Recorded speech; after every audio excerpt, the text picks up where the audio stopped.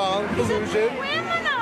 Despite pressure from liberal activists, House Speaker Nancy Pelosi opposes impeaching President Trump, at least for the moment. Impeachment is a divisive issue in our country, and let us see what the facts are, what the law is, and what the behavior is of the president. Thank you very much. For President Trump, the idea of impeachment is, not surprisingly, a non-starter. Well, you can't impeach somebody that's doing a great job. That's the way I view it. Democrats may prefer to have the voters try and oust Trump during next year's election, says Matt Dallek. By the time impeachment proceedings were even to ramp up, you're talking about the end maybe of 2019 or early 2020, that creates its own complication because there's another remedy for removing a president, and it's called the election. But I want to say one thing to the American people. Democrats may also be mindful of what happened with the impeachment of President Bill Clinton in 1998. I did not have sexual relations with that woman, Miss Lewinsky. Clinton lied about and tried to cover up his affair with intern Monica Lewinsky, which in turn led to his impeachment by the House. The yeas are 44, the nays are 56. The motion is not agreed to. Clinton remained in office after he was acquitted in a trial in the Senate.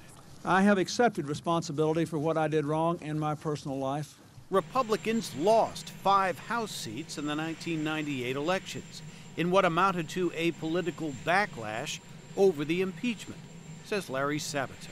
Given the fact that the Republicans took a wounded Bill Clinton and made him almost invulnerable for the rest of his term, should serve as a warning to Democrats. Mr. Abraham, aye. Sabato says the founders of the Republic envisioned impeachment as a rare event.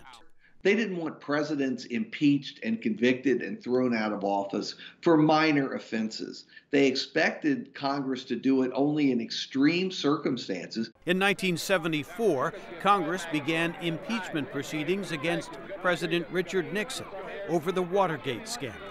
Therefore, I shall resign the presidency effective at noon tomorrow.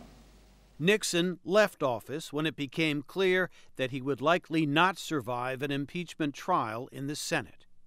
President Trump could face renewed calls for his ouster, depending on the findings of special counsel Robert Mueller's report on Russian meddling in the 2016 election, says John Hudak. I think if the Mueller report indicates some serious wrongdoing by the president and his campaign, it really empowers Democrats to begin deliberating how to move forward with impeachment proceedings.